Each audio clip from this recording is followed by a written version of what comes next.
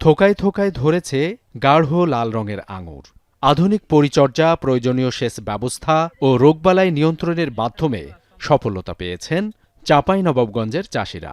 রাশিয়ার red Muscat ও বাইকনুর জাতের আঙুর দেখতেও যেমন সুন্দর, খেতেও বেশ মজাদার। সদর উপজেলার ঠাকুর পালসা গ্রামের বুলবুল আলম চলতি বছর ২ বিঘা জমিতে লাল আঙুরের চাষ করেন তিনি। আধুনিক কৃষি পদ্ধতি অনুসরণ করেই পেয়েছেন সাফল্য।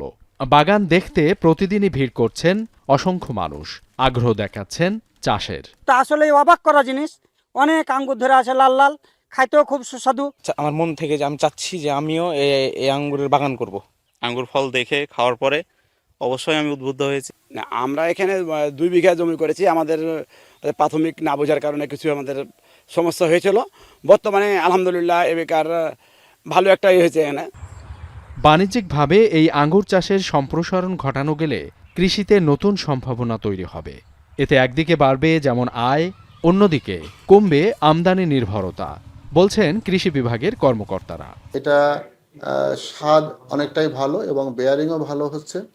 তবে এখনও যেহেতু এটা প্রথমবারের মতো হচ্ছে, যার জন্য আমরা এর ফলন এবং বাজার মূল্য বিবেচনা করে পরবর্তীতে হয়তো কৃষকদেরকে এ বিষয়ে পরামর্শ দেব। উচ্চমূল্যের এই বিদেশি আঙুর শুধু স্থানীয় বাজারেই নয়, দেশের বিভিন্ন প্রান্তেও চাহিদা তৈরি করবে বলে মনে করছেন সংশ্লিষ্টরা। এখন চাঁপাইনবাবগঞ্জ।